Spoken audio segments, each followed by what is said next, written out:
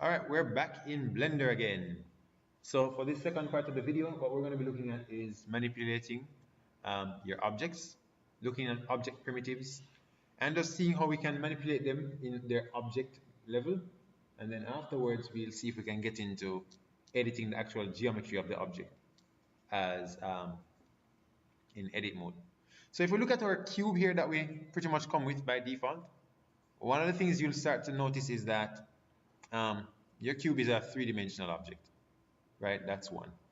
Let me just change this. One of the things I didn't mention in my previous video is what this particular little thing here is, the one with the cursor and the crosshairs. That's your 3D cursor. Essentially in Blender, wherever this thing is located, that's exactly where your image is going to, or I'm sorry, your objects are going to be created from. So example, right here, our cube is in the center of the entire scene. And if you want to just make sure it's actually in the center, simply right click on it. And if you pull out this little tab here, you'll see that the location of it is 0, 0, 0. That's X, Y, Z. If I were to also click and drag on the X axis, you'll start seeing that location moving. So you can actually move things around based on that. Up, down, left, right.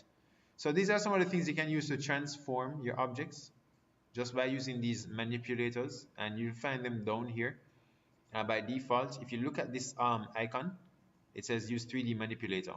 By default, you get the one for transformation of translating. Translating is the one on. If you want to rotate, you can click on the next one, and you can rotate according to the axes. So that's X. If you click on the green one, sorry,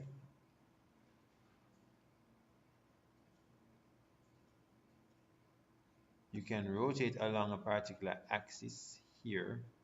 Oh, it looks like it's giving me issues. Let's try another one. Right, there we go. So if you click on example red, it's supposed to give me that. One of the things I kind of want to touch on as well, besides that, you also have scaling axes. So if you pull the red one, you'll get it to scale on X, on Y, and on Z.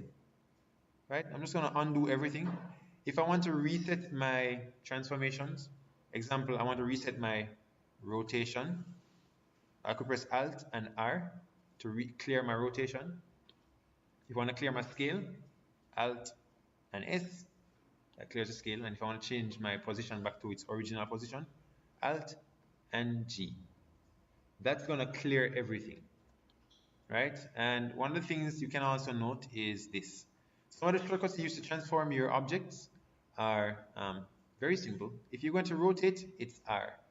And rotation happens based on your current view. So if you're pressing R and you just rotate it, it's going to rotate based on your view. So you have to know how to navigate around an object. The other way you can rotate things is by axes. So if you press R and then press X, it's going to lock to the X axis and you can rotate only on X. So R, then X. But let's say you're being very specific. You want to rotate exactly 45 degrees or 47 degrees. You can go R. And when you press R, notice at the very bottom of the cursor down here, it starts to tell you what degree of rotation you have. I'm going to rotate on the X axis. And let's say we're saying 47, you just simply type in 47. And it tells you rotate along global X 47 degrees. And you can press enter and it will just confirm its rotation. I mean, you can always do more. You can always rotate on the Z axis. You know, you can always just choose how much degrees. Let's say 31. And you have that there. That's for rotation. So when it comes to rotating, R is the shortcut for rotating. So R, X, 90.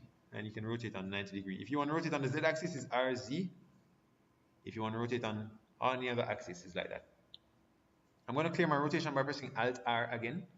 And let's just play with rotation just one more time. If you're rotating and you want to only rotate on X and Y, press Shift Z after you've pressed R. What that's going to do is that's going to prevent you from rotating on Z. I mean, only rotating on Z. So you only rotate on Z, it locks all the other ones. So you can only rotate on that one, nowhere else. Now, if you want to scale, scaling is S. So you can scale along the X well, X by default it scales along all of them. If you want to scale on a particular axis, let's say X, after you press S, hit X, and you can actually scale on the X axis. If you want to scale on Y, just hit Y, and Z, just hit Z. Right? Now if you want to scale on both X and Y, but not Z, S, Shift, Z, and now you can scale only on those. It won't scale on Z, it will maintain the height of that. So S, Shift, Z. It will maintain your height, but it will keep the X and Y scaling. Now the other one, if you want to clear your scaling, it's Alt S. And we didn't have one to begin with, so we can actually do that. So I can always scale on example Z and just flatten it out. And then, for example, scale on X and choose if I wanted to rotate along Y, R, Y. And let's say I want to rotate 90 degrees, just to get like a plank of wood or plank like that, just standing up like that. Then you can create something like this. Of course, we can always move it around by hitting G. I say G for grab, so you can actually grab freely. Or if you want to grab up on a particular axis, just hit X, grabs along X or Y or Z.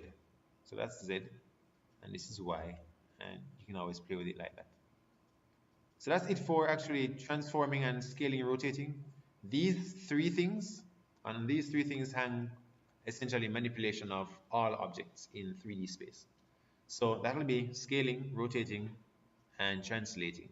The shortcuts for rotating are to rotate, S to scale, and if you want to move things, G to grab, right?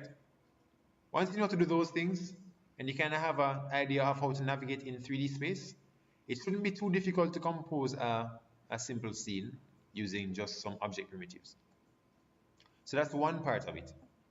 Now, the other part of this one, I'll cover in another video. Thank you for watching.